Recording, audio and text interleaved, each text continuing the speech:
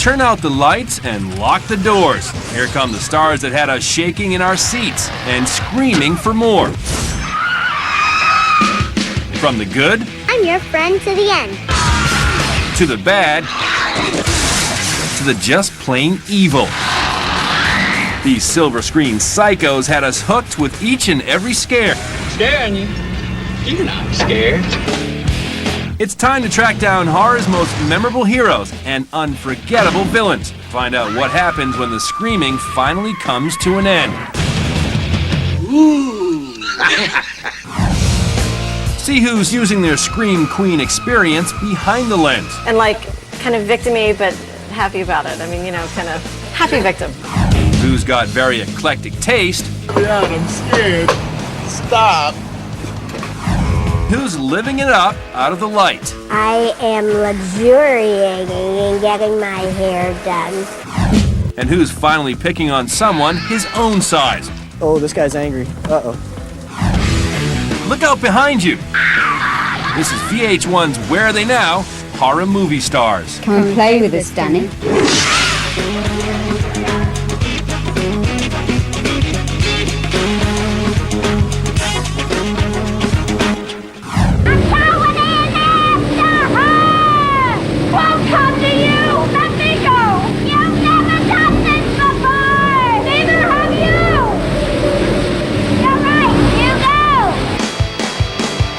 As quirky know-it-all psychic Tangina Barons, Zelda Rubinstein made us believe in the great beyond in 1982's Poltergeist.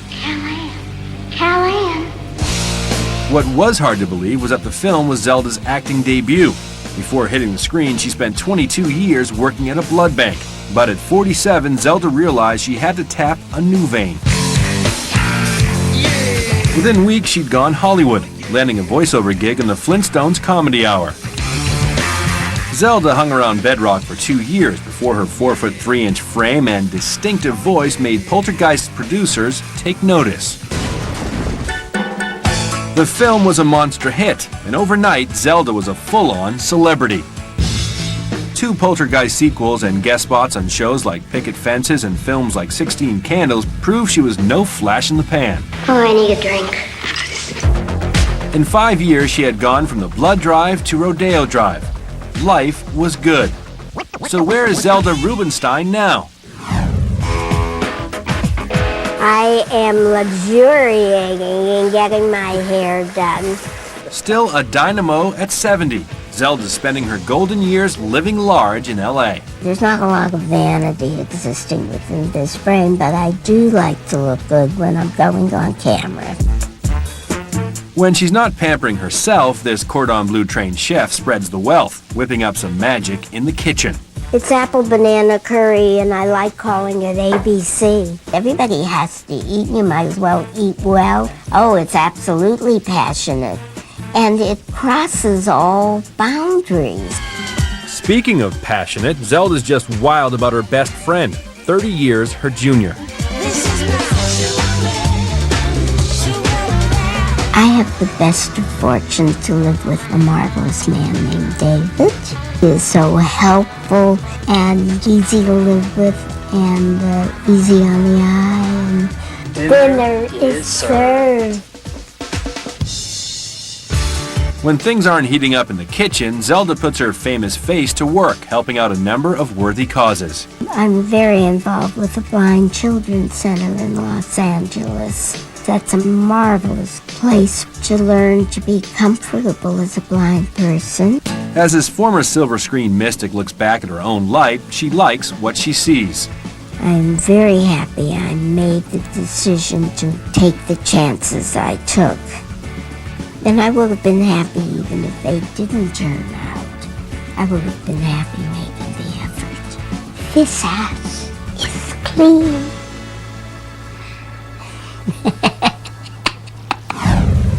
Hi, I'm Andy. What's your name? Hi, I'm Chucky. Playing with dolls became a whole lot dicier in 1988 with the release of the campy slasher flick Child's Play. 6-year-old Alex Vincent was Andy, cute as a button tyke and unwitting owner of Chucky, the demon doll from hell.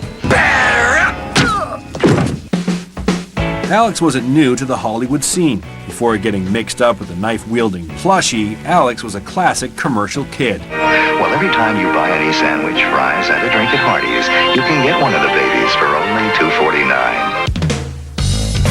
In 1988, Alex landed the coveted role of Chucky's best pal. I'm your friend to the end. Heidi-ho! Ha ha ha! Friends till the end, indeed. But Chucky is here! Then he's going to kill me! Chucky's homicidal antics were an unexpected box office hit, and Alex scored critical praise for his acting. Please don't leave me! Please! As Child's Play morphed into a cult classic, a sequel was rushed out in 1990, with Alex reprising his role for one more round of mayhem. The buzz died down, but the maniacal doll continued to haunt the young actor's professional life. Give me the boy! Typecast and dead tired of the auditioning process, Alex decided to slam the door on Hollywood. He was just 13 years old. This is the end, friend. So where is Alex Vincent now? He's in New Jersey, reflecting on the mysteries of life. Learn, aging mind. Take all the world inside. There's so much yet to come. Try to enjoy the ride. These days, Alex is all about poetry, putting his deep thoughts down on paper and taking inspiration from another American poet. Jim Morrison, I can't help but compare my words to his only because I've read so much of his poetry. Plateau of power and plains full of doubt. Islands of question, the sky's the way out. Like Jim, this passionate 20-something wants to reach a wider audience with his words. Unless the poetry is turned into song and music, it's not going to reach that many people, and that's what I want to do, is turn it into music. The cliche of actor turned musician is basically becoming my life. Alex keeps his creative juices flowing at his lakeside getaway where he unwinds with his girlfriend and his personal petting zoo. He'll sit here all day with me. He's got a lot of pets. I got 4 cats. I have a Nile monitor, Jim the Lizard King. I got a snake that I've had for about 5 to 6 years. I've always had some sort of kinship to reptiles.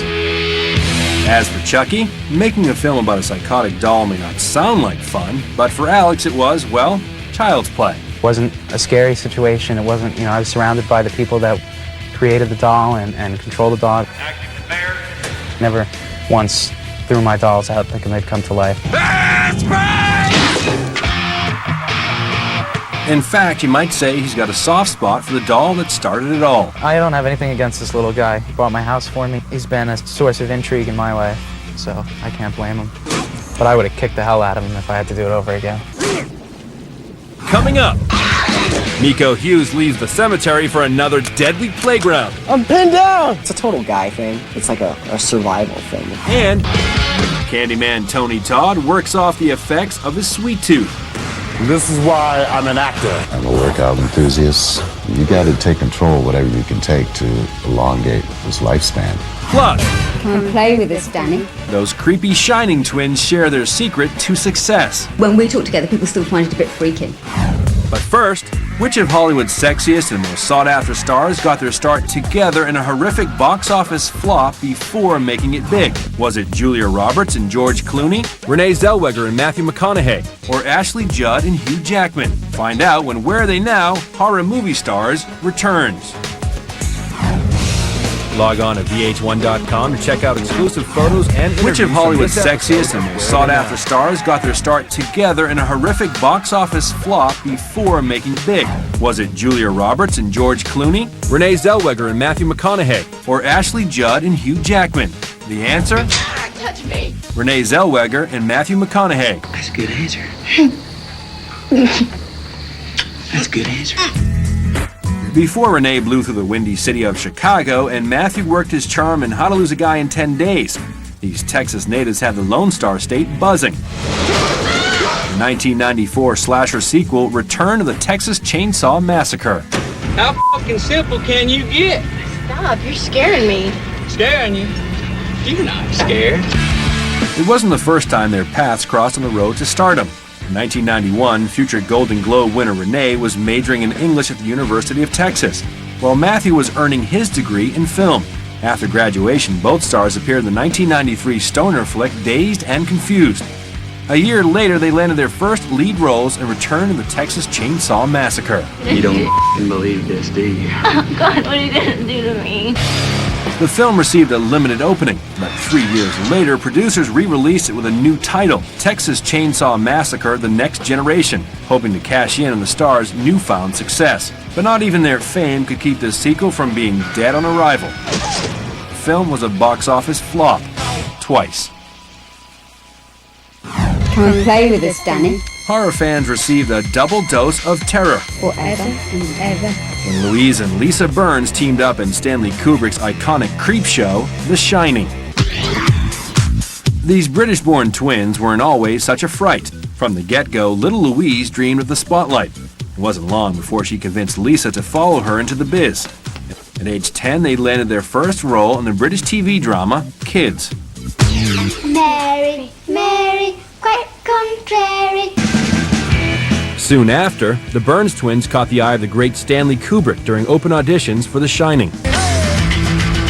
Come and play with us, Danny. Their performance had audiences and agents screaming for more, but the girls had different plans. All right, you two, into the car.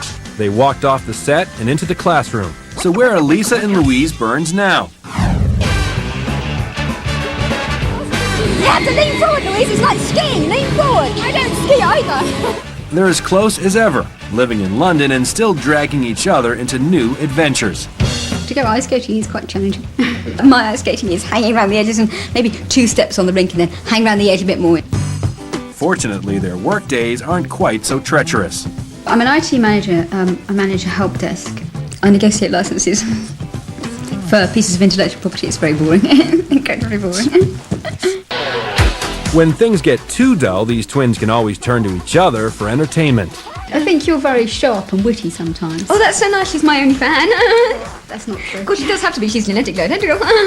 Louise and Lisa are married, but when it comes to sister time, they usually choose to leave the boys at home. Because of the way we work, because we work quite closely together and we play off against each other as individuals, it's often kinder to leave someone else out rather than bring them and then ignore them for most of the day. Now in their mid-30s, the twins' dalliance with showbiz seems like a lifetime away, but some memories from their 15 minutes of fame refuse to die. When we talk together, people still find it a bit freaky. Come and play with us, Danny. Forever and ever and ever. It's surprising how many people remember those particular shots. But I guess if you see the movie as a horror movie, it probably is scary, whereas nothing that happens in a horror movie is real or horrible. We don't recall looking menacing in the movie. Candyman. Mirror, mirror on the wall, who's the creepiest of them all? When this psychological thriller hit the screens in 1992, the answer was obvious: the Candyman. You're mine now. Tony Todd played the gruesome urban legend who terrorized the Cabrini Green projects.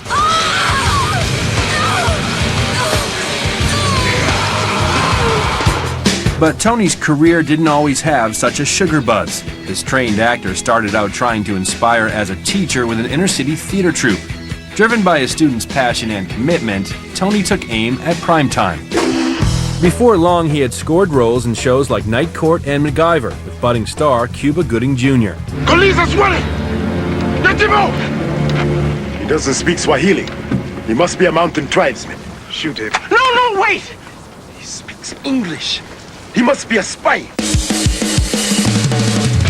After catching the eye of Oliver Stone, he landed a cameo in the Academy Award-winning Platoon. One taste of the big screen, and Tony was hooked.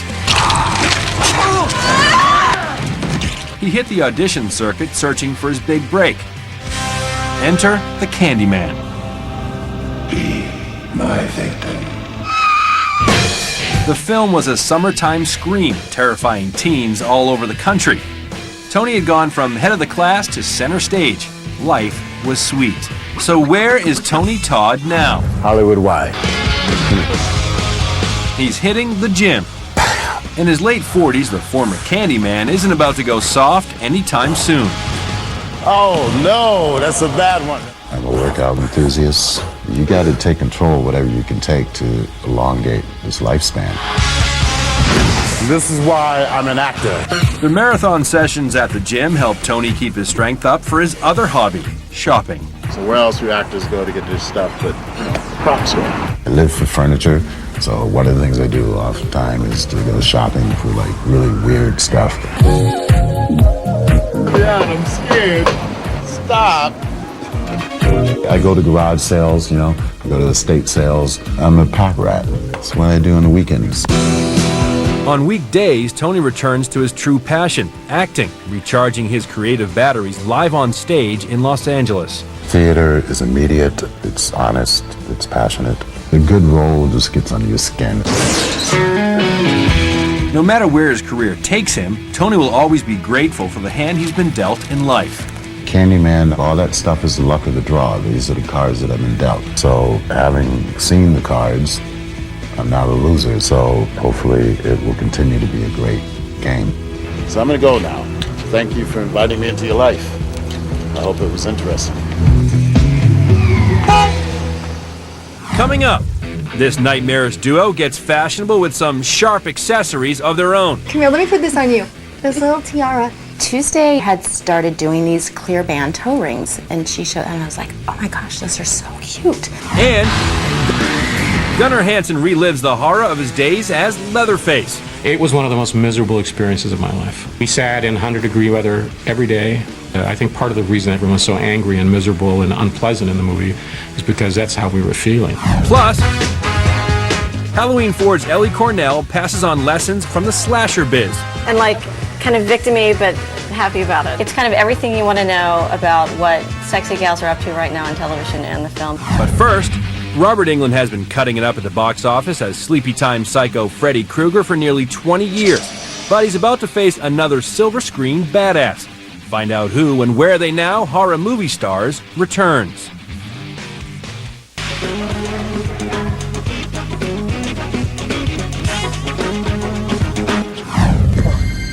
I want to draw some blood. Robert Englund has been cutting it up at the box office as Freddy Krueger for nearly 20 years. But he's about to take on another horror icon. Who is it? Masked maniac Jason Voorhees. Welcome to my nightmare. In 2003, Friday the 13th becomes one hell of a nightmare when the two horror icons go head-to-head for the first time in Freddy vs. Jason. Why won't you die? Long before Robert was causing sleepless nights, he set his sights on stardom at the Royal Academy of Dramatic Arts in Rochester, Michigan. He made the leap to the silver screen in 1974, starring in Sidney Sheldon's Buster and Billy. 2 years later, the horror world came calling when he landed in the Crocodile Fright Fest, Eaten Alive. It wasn't until he started taking out the kids on Elm Street as creepy Freddy Krueger that his life changed forever.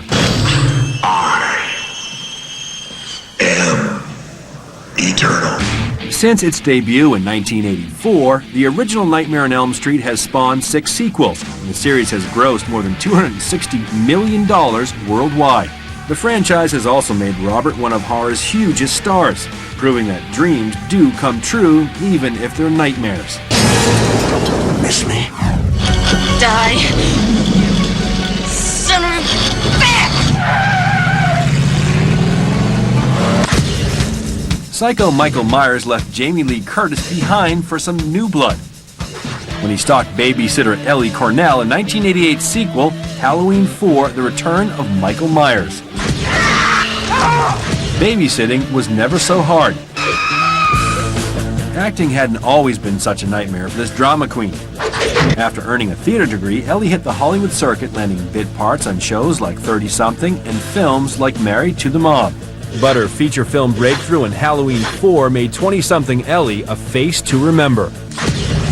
Despite mixed reviews from critics, audiences loved her turn as Michael Myers' It Girl. The film spent 2 weeks at #1. Don't be dead, you can't be dead! Cashing in on her Stalkers Never Say Die rep, producers resurrected Ellie's role for Halloween 5, The Revenge of Michael Myers in 1989, only to kill her off in the first 20 minutes. Rachel may have been dead and cold, but with 2 hits under her belt, Ellie's career was red hot. She finally left her stalker behind, landing a role in 1992's chick flick, A League of Their Own. But before she could step up to the plate, Ellie learned she was pregnant. Hollywood would have to wait. So where is Ellie Cornell now? Let's do smiley, young, and just loving life. This former damsel in distress is now giving the orders as part of the creative force behind the men's magazine, Femme Fatale. And like, kind of victim-y, but happy about it. I mean, you know, kind of happy victim. Ellie and her husband head up the LA-based multimedia company, Mindfire Entertainment. I'm on the creative team. I help with the stylizing and the editorial team as well. I just want to feature those boots. Those boots are so hot. It's kind of everything you want to know about what sexy gals are up to right now on television and the film, besides just the stars. It's kind of the next level, the up-and-comers. Ellie still keeps in touch with her silver screen roots, reprising her role as Scream Queen in the 2003 zombie flick, House of the Dead.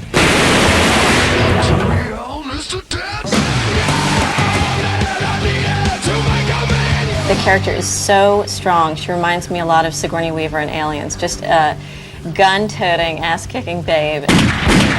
Wherever Ellie's career takes her, she'll never forget her trick-or-treating days. Sci-fi and horror is definitely a dominant theme in my career. I'm not a big advocate of violence, but really good horror, I think, has a place in this world. I really do.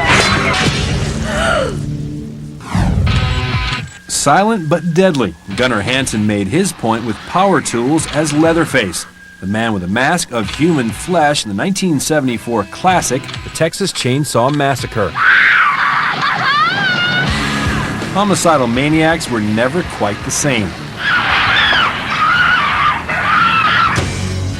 Gunnar wasn't always so cutting edge. With an imposing 6'4" frame, this University of Texas graduate only had a couple of college plays under his belt before taking on the role of the saw-wielding weirdo. The film was a sleeper hit, grossing over $30 million. Not bad for a movie with a $140,000 budget. Before long, Hollywood was banging on Gunnar's door. Is anybody here?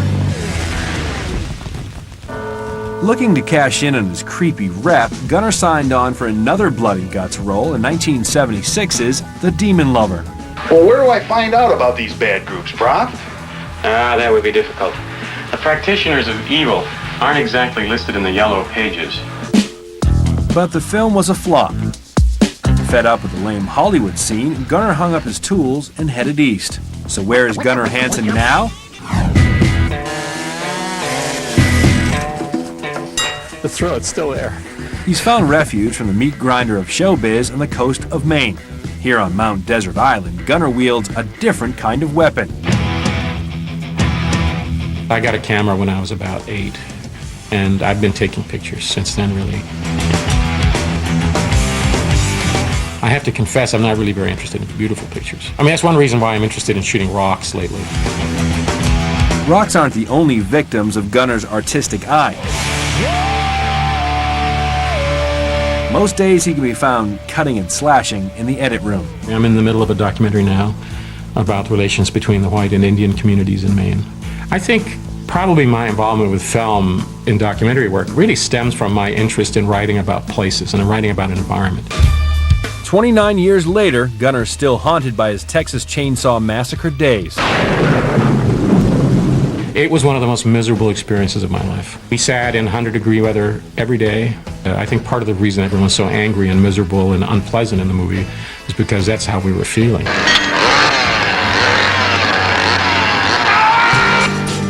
And of course, the solitude of island life is enough to drive even a good man insane. Hey Gunnar, how are you? Good. Want me to fill her up? Yeah, here you go.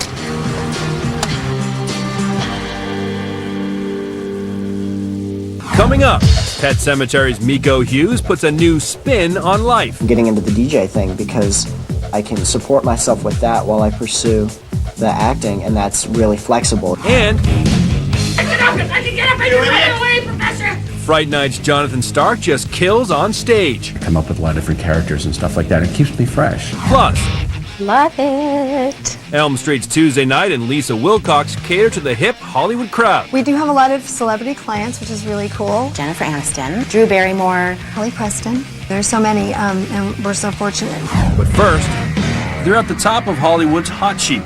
But before they went legit, the superstars had to spill a little blood on the way to the top. Find out where some of Hollywood's hottest actors got their horrific start next on Where Are They Now? Horror Movie Stars.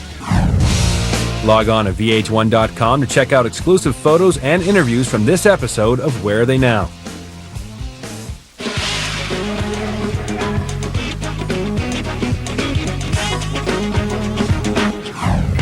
They've left the blood and guts behind, but for these stars, the nightmare of their horror-flick roots still remains. These days, Johnny Depp's known as swashbuckling Captain Jack Sparrow in the 2003 film Pirates of the Caribbean, The Curse of the Black Pearl. But Depp wasn't so dashing when he made his 1984 big screen debut in A Nightmare on Elm Street.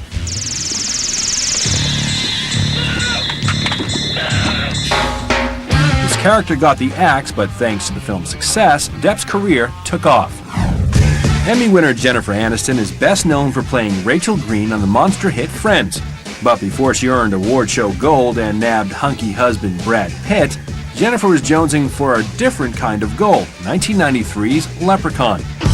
The film was a dud, but with a little luck of the Irish, Jennifer was on her way to the top. In 2002, Titanic hunk Leonardo DiCaprio starred in the Oscar-nominated Catch Me If You Can and Gangs of New York. But before Leo turned into, well, Leo, he was killing time with furry, flesh-eating aliens in 1991's Critters 3. It was his first feature film and a direct-to-video flop. They're part of Hollywood's elite now, but for these superstars, being chased across the screen was all part of chasing fame. Give me fuel, give me fire, give me that which I desire. Just when it seemed Freddy was dead and buried, the silver screen psycho sliced and diced his way into theaters for 1988's Nightmare on Elm Street 4, The Dream Master. Tuesday Night played teenage insomniac Kristen Parker. When the character finally got some shut-eye, Freddy made sure it was lights out for good. Come to daddy. Leave her alone, son of a bitch! Now no one sleeps. Before moving to the big screen's scariest street, Tuesday got her acting start on television in shows like Fame and General Hospital. But facing off with Freddy was the break she needed. Soon, Hollywood came calling. In 1992, she turned her attention to primetime, starring in the short-lived Aaron Spelling series, 2000 Malibu Road. The second I saw you, I felt you and I, or we, just sorta...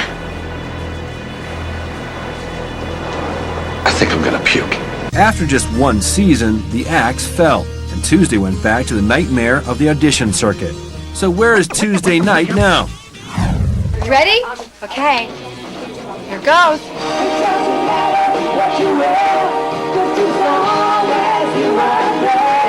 She's gone glam rock, playing second banana in a popular David Bowie tribute show in LA. It's called Space Oddity. David Bowie was definitely a fan of it. He would be a fool not to be.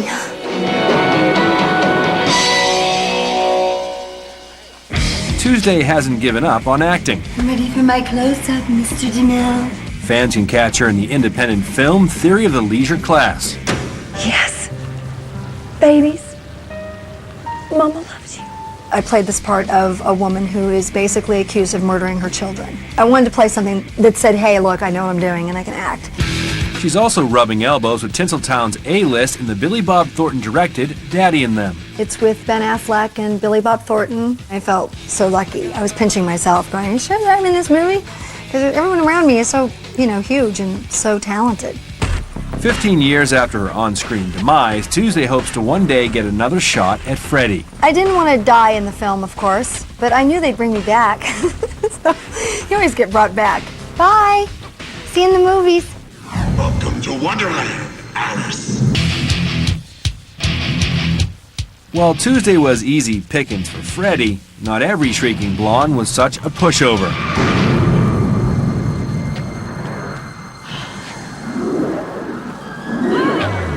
Unknown Lisa Wilcox played Alice Johnson, the shy daydreamer turned tough girl who went head to fingers with Freddy and won.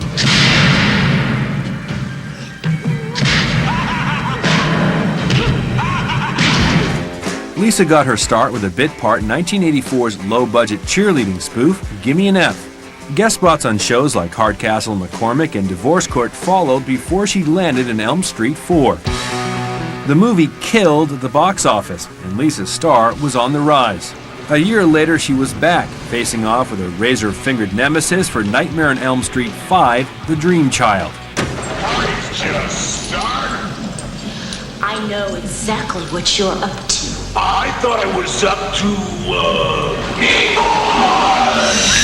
This time, Alice sent Freddy on a one-way trip back to hell, killing off horror's favorite villain, for a few years anyway. So where is Lisa Wilcox now?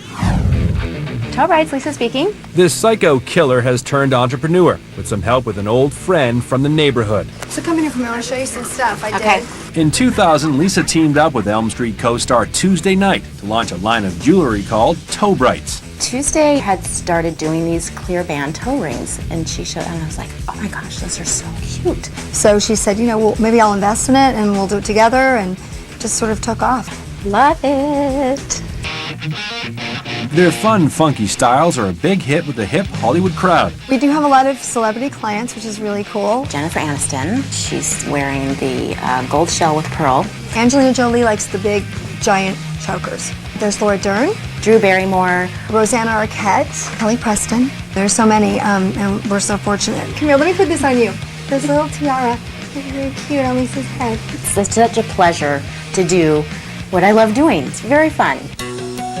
Lisa hasn't stopped acting, recently starring in the 2002 Oscar-nominated foreign student film, The All-New Adventures of Chastity Blade.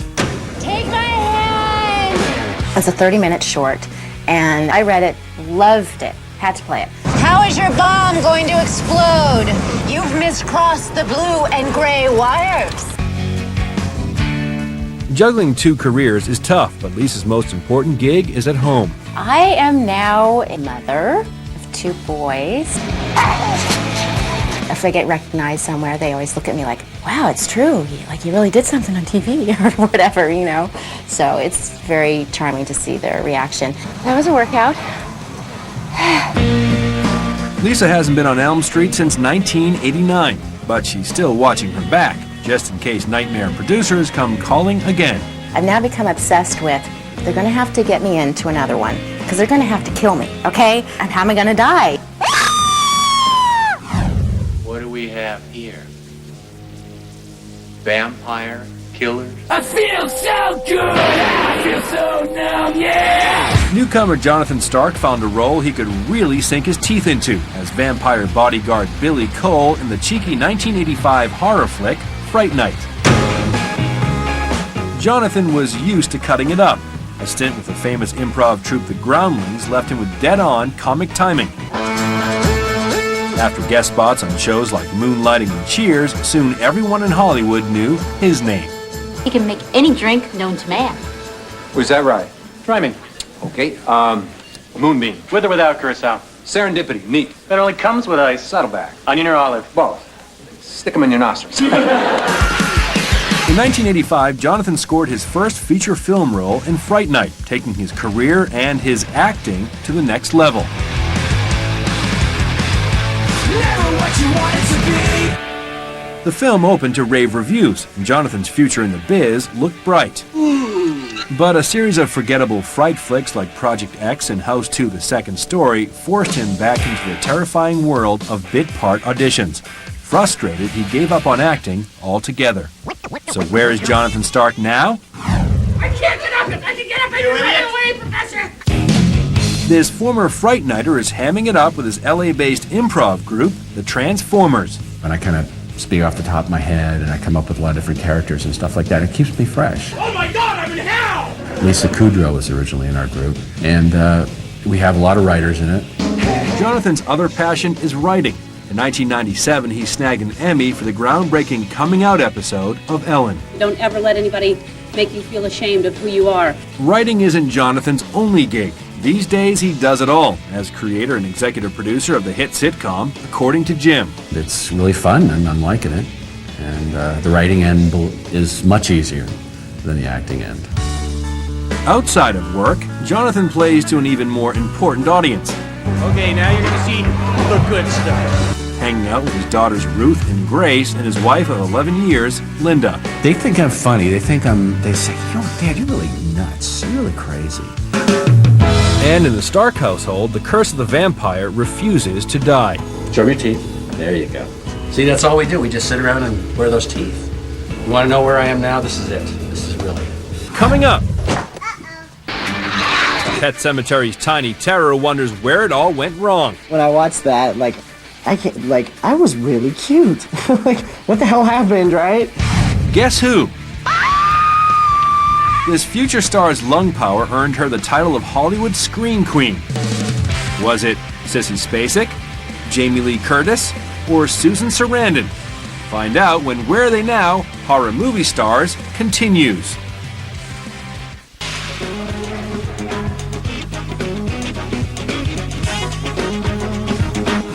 Guess who? A healthy set of lungs helped put this future star on the Hollywood map. Was it Sissy Spacek, Jamie Lee Curtis, or Susan Sarandon? The answer, Jamie Lee Curtis. Daughter of actors Tony Curtis and original Scream Queen Janet Leigh, Jamie Lee got her first taste of success playing Laurie Strode in the 1978 classic Halloween. Killed him. You can't kill the boogeyman. Surviving Michael Myers' bloody rampage made Jamie Lee a hot property in the horror biz. In 1980, she hit the screen in 3 consecutive terror flicks: The Fog, Prom Night, and Terror Train. A year later, she was ready to take on Michael Myers once again, reprising her original role in the slasher sequel, Halloween 2. Before long, Jamie Lee shed the Scream Queen tag to become a mainstream leading lady, starring in hits like Trading Places, A Fish Called Wanda, and True Lies. But Jamie Lee couldn't forget what got her to the top. In 2002, she returned to bid farewell to the character that started it all in Halloween Resurrection. So where is Jamie Lee Curtis now? So it says she's the first one who got the first signed book. Hi, look up. Jamie Lee's turned her attention to more family-friendly entertainment, writing 5 best-selling children's books. I just wrote a book one day. I literally just sat down and wrote a book. I'm so thrilled that this has happened in my life, that something that I connect to so personally is a success, because it just allows me to feel really great. Even her film roles are more kid-centric. In the summer of 2003, her world gets flipped upside down when she stars in the remake of Disney's Freaky Friday. I'm old! I beg your pardon? Oh, I'm like the Crypt Keeper! No matter where she goes from here, Jamie Lee will always be thankful for where she began. I'm very proud of my work in those movies. I'm still proud of them. I owe, obviously, everything that I have on a career level, I owe it to Halloween. Got you something, Mommy. Oh, Gage. Gage. I brought you something, Mommy. In 1989, horror fans finally had a pint-sized slasher to root for when Miko Hughes hit screens in Stephen King's creepy classic, Pet Sematary. You got it. As Gage Creed, Miko had an unfortunate run-in with an 18-wheeler, but it wasn't long before he was crawling back from the dead and looking for some fun. Though he was barely old enough to walk, Miko got to start doing PSAs when he was just 22 months old. Don't do that. You'll hurt yourself. Once he landed the role of the baby gone bad, that sweet little face would never look innocent again. Pet Sematary cashed in at the box office. Miko joined the list of unforgettable and terrifying Stephen King anti-heroes from Carrie to Cujo. After Pet Sematary, Miko indulged in a different sort of on-screen mayhem, tormenting Arnold Schwarzenegger in Kindergarten Cop. Boys have a penis, girls have a vagina. Thanks for the tip. But Miko's past came calling in 1994 when Wes Craven tapped him for New Nightmare, the final installment in the Nightmare on Elm Street series. Never sleep.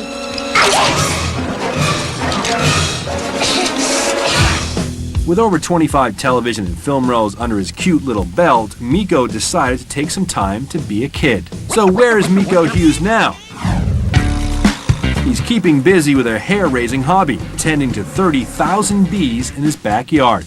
I think I saw like a nature show on TV, Discovery Channel or something, about bees. And one day I'm like, hey, Mom, Dad, I want to have a beehive. Oh, this guy's angry. Uh-oh. I've been stung maybe 5 times by bees, never by my own hive. Knock on wood, I guess. I don't want to jinx it. When he's not tending the swarm, he's keeping an eye out for his friends in the paintball field.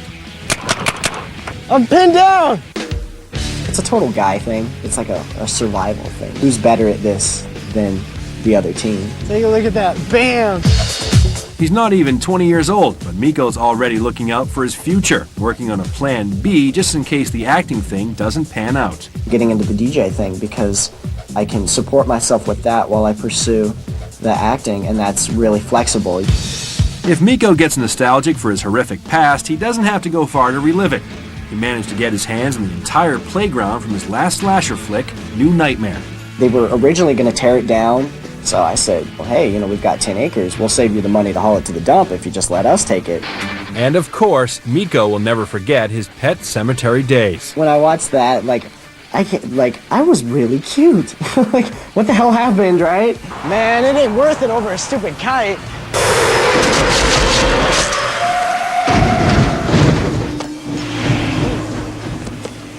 Die.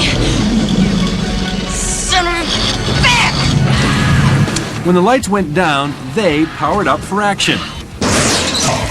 Whether from beyond the grave, or just the great beyond. They scared us stiff. You don't believe this, do you? But in the end, evil always got burned. This is the end, friend.